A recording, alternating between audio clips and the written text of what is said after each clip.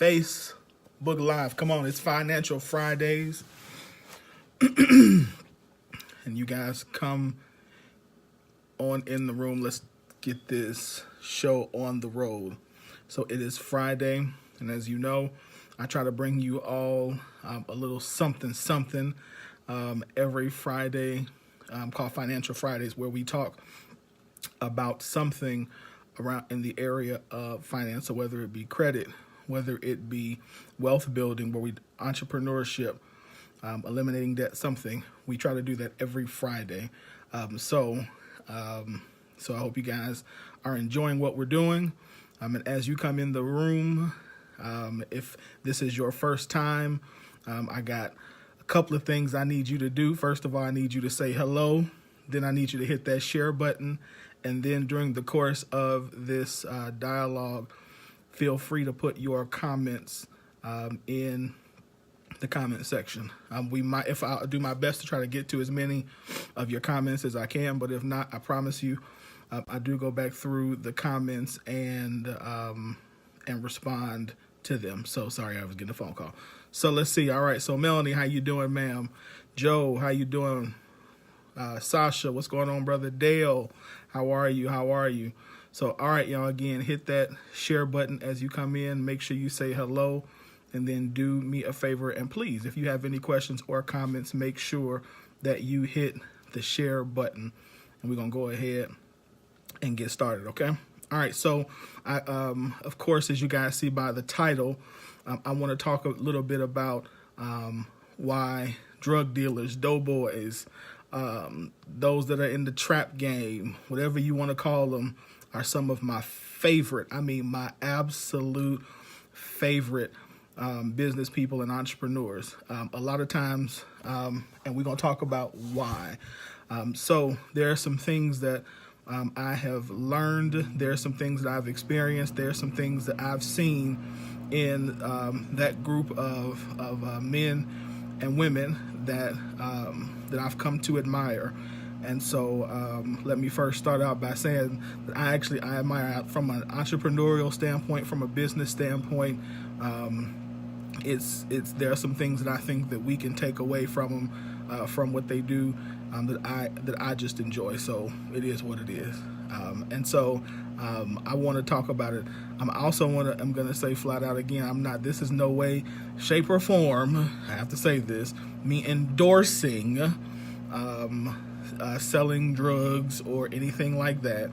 That's not at all what I'm doing. If that's how you feel, okay, you're entitled to that. However, I think that from a base level, we need to look at this simply from an economic standpoint, less of an emotional standpoint, and make some really, really, really good learnings from a group of people who are doing some good things that most of us as entrepreneurs don't do very well. So I got 10 things real quick that I think that I see, that I've learned, that I teach, and I also I've done this for years. For those who don't know, I actually teach classes and things like that. And so one of the classes that I do teach is I do go into high schools and talk to the young men who are selling drugs about this kind of stuff. And I remember the first time I did it, it was in what they would call an alternative school. And it was in the class, like supposedly the bad class. Y'all know how that is. Which really just meant a group of people who they didn't know how to talk to.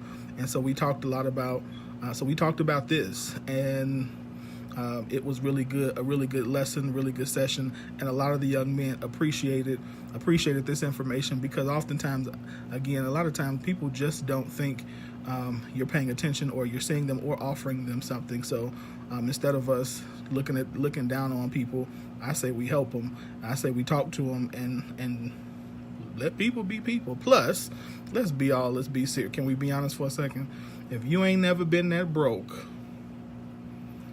then you don't know what is. Then there are some things that you just don't know. So never never look down on another person for their situation, because if you've been broke enough and you start feeling, as we say, you start feeling your stomach in your back, There are some things that you would do that people will do that might not necessarily, you might not like. So again, I'm not making excuses for it. I'm not saying it's great, but at the same time, you're not going to hear me condemn anybody, because I get it. I get it. So, all right. So we're going to talk about these 10 things real quick. And if you know, again, y'all make sure y'all say hello. Ain't nobody said hello to me or nothing. What's up, Clint? What's up, Shamar? Rosie? Dame, what's going on? Tiffany, how y'all doing? All right, so y'all ain't saying hello or nothing to me. Byron, how you doing? Y'all ain't hitting the share button or anything. So we're gonna get into these 10 things. And so I hope you guys, again, hit the share button. Make sure, thank you, Tiffany. Hit the share button. Make sure you guys leave your comments and your questions. What's going on, Dame? All right, so here it is. There are 10 things. What's up, Byron? There are 10 things that I've learned from, what's up, Cuzzo? There are 10 things, I'm not, you're all right, Dame. There are 10 things that I've learned from drug dealers that to me make them some of my favorite business people. So y'all ready to go? Here we go. So number one, the first thing that I admire, that make them some of my favorite business people is they have a product they understand that they have a product that is in demand and that they believe in. So I think that a lot of people before they go into business simply because either there's a product that they like, or that they believe that there's the product that they don't like, but there's a demand for. In this instance, there's a product that's in demand and that they like. And so when the two of those marry each other, then it's easier, not easy, but easier to convince people through marketing, advertising, and other ways to actually buy your product or service. Have you all ever gone into a place of business, gone into a retail store, gone into something like that, and talked to a salesperson who you can tell did not really like the product that they were selling, but they sold it simply because they knew they needed to meet a quota? Yeah, I have too. So a couple of years ago, I worked for a bank. I'm not going to name the bank, but the big push during that time was to sign people up for online banking and bill pay. And so we were told, or we were taught, that every person who walks in the door, no matter the scenario, no matter the situation, we needed to do our best to sign them up for online banking and bill pay. The goal, of course, was because this is a retention tool, and people who use online banking and bill pay typically won't leave their bank because it's hard to undo all of that. And so they wouldn't leave. So if we signed them up and got them to use it, then we got a commission. The problem was it was something that some people just either didn't need or just didn't want. And so they struggled trying to get people to sell this product, because how do you sell a product to somebody that, even though you might like it, or I liked it because I used it and still do use online banking and bill pay, how do you get people to use something that there's no demand for, and that you don't feel that strongly about, that they should have to use it? You can't do it. You don't do it with the same level of excitement. You don't sell with the same level of intensity. You don't move with the same level of hustle. You don't have the same level of aggression, because, again, it doesn't emotionally affect you the way that a product or a service that you know is in demand and is something that you believe in has. So that's the first thing that I like about them, that they believe in their product and they believe in their service. The number two thing is they believe in providing excellent customer service. So if you've ever been around or know anything about this, these people who do this. I'm talking about excellent customer service, like to the point of like almost a boutique or concierge service, high-end service in some aspects, that make this business, or make this something that people would continue to want to frequent. So you couple that with the fact that this is something that's in demand, so it's a demand item, plus they're giving good service, that usually equates to repeat customers. And again, I know that there are some extenuating circumstances with this particular product. However, again, if as a business owner, If we can master that, if we can master having a product or a service that is in demand, that we believe in, and that we provide a high level of customer service, then it's easier to retain customers. And as we've talked about before, customer retention, or having customers come back, makes your business grow exponentially, because the cost of getting new customers for most businesses is pretty high. And so you don't have to continue to try to get new people. You can just make additional sales to the same customer, or to the same client. So that's number 2. Number 3 is they understand supply chain management. So in most of your businesses, whether they be retail, especially like a retail business, you understand as an entrepreneur that one of the biggest issues that you're going to have is what? Inventory. And so as they matriculate through the process, they get an understanding of the proper way to have the right amount of inventory, or how to access inventory very quickly, which for, again, many businesses is an issue. It's an issue when you don't have the necessary things that you need to sell your product or your service correctly. And so these people understand, this group of business people understand that, and understand the necessity to have enough supply in order to meet the needs of its customer base. There is nothing, y'all know, so this is the best example I can tell you is, y'all know what it's like to go into a restaurant and they don't have what you want to order. How frustrating is that? Like, you got your mouth set for whatever, and they don't have it. I go to, I'm a turkey burger person from Red Robin, and one time I went to a Red Robin, and they said they didn't have any turkey burgers. I'm like, but it's on what? Like, what? Come on, I came here for this turkey burger and y'all don't have it. And so it kind of left a bad taste in my mouth. In my business, I've done it too. I've had where people have ordered things and I ain't have it. And it's frustrating. It does mess with your business. So again, they understand that, and that's something that, again, that as a business owner, you cannot continue. So number 4, they are excellent marketers and understand the importance of establishing their business within a geographic area. I'm going to say it again. They are excellent marketers and understand the importance of establishing their business within a geographic area. So if you are a business owner, you understand that, again, that there is a certain geographic area, whether it be either online or offline, that you need to develop. So what we call that is a target market that you need to develop, or that you need to know and understand, and you need to learn and know how to sell to them. Just that simple. And they do a great job of that. Number 5, the good ones understand the value of a proper ecosystem. So what do I mean by a proper ecosystem? Meaning they understand the value of partnerships. They understand the value of salespeople. They understand the value of making sure that they are partnered with those people in their vicinity who will help them, A, meet the demand of their customer base, and B, get their product or service to their customer base.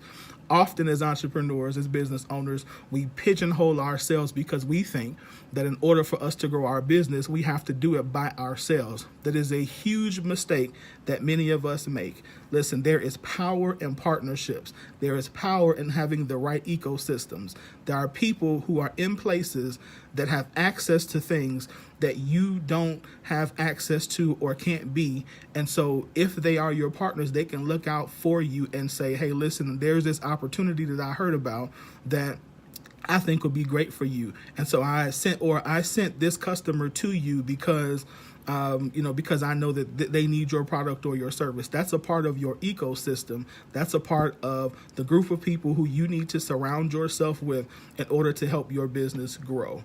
Number 6, they understand what hustle is and know what it's like to eat what you hunt. Listen, as an entrepreneur, that's what we do. You eat what you hunt. If you don't catch anything, you don't eat anything. They understand that. Period. They get it. you don't get out there and make any money, guess what? You're not eating today. And so that is something that is a mindset, that is the mindset of an entrepreneur, that every day you got to get out there and make some money, period. If you don't make it, you don't eat it. And so that is the mindset. And as an entrepreneur, if you have that mindset, you can be successful. Number 7, they understand that efficient systems are necessary to keep their business viable. I'm going to say that again. They understand that efficient systems are necessary to keep their business viable. Every business has to have the appropriate systems. If you've taken my 5 pillars of business, you understand what I mean by those. But every business needs to have systems in place that make running a business easier. And they do that very well. Number 8, they stay up and aware on the current legal laws. Y'all enough. We don't even have to get too deep into that. But very simple. They know what's going on in that community. They know what's going on. They know where it's hot. They know where not to go. They know who's looking for who. They know who's not, who they need to stay around. Stay away from. It's just that simple. In our businesses, it's the same thing. We have to understand what products are, what product is currently hot. Today, we're about to go into the most important time of year for an entrepreneur. There is a reason the iPhone 10 dropped today. Let's be clear. There is a reason the iPhone 10 dropped today. It wasn't because it was ready today. It was because they know that we're going into holiday shopping.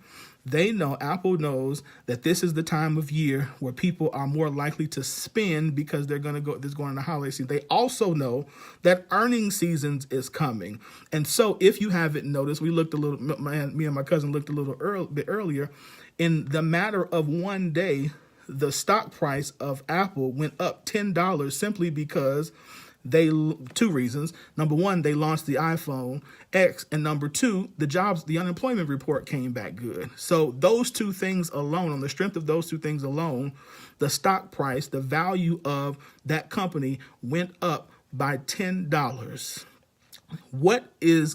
How do you know what's trending in your business? How do you know what product or service you should be selling? How do you know what product or service you shouldn't be selling? How do you know what should be on sale? It's based upon what's going on in the market, and you have to stay on top of that in order to be an effective business person. Number 9, they have a vision for their life and for the financial security that they want. So meaning, going back to eating what you hunt, they're going out after a certain dollar amount simply because there's something that they want to get, and they're not afraid to go and get it.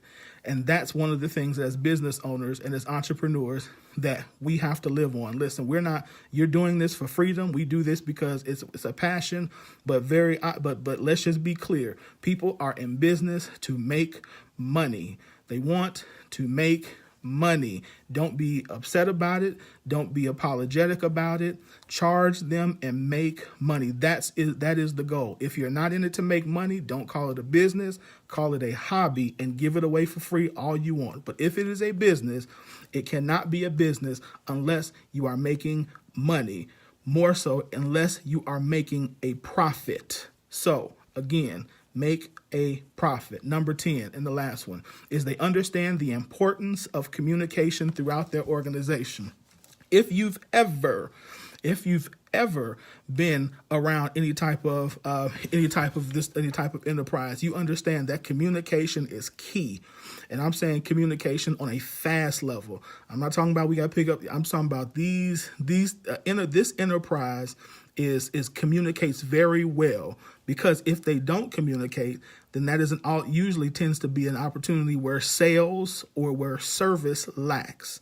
And so they're not only able to communicate amongst each other, but they're also able to communicate with their customer base on a very fast basis. On a very fast pace. So they're able to meet the needs and the demands of their clientele. So again, those are just 10 things. It's a lot more that I could probably go into. But again, ultimately, listen, this is a market or a model that we as entrepreneurs really need to take a step back and look. And I challenge you to say, okay, of these 10 things, what's lacking in my business and where can I improve? What are things that I can probably do better at? And where, as we talk about in operations management, where are the bottlenecks in my business that are keeping me from being even more profitable than I am now? So I hope that helped you. I hope it was good. I tried to keep it short for you because it is Friday. And I want you guys, again, to, if you didn't get a chance to hear the whole thing, rewind it.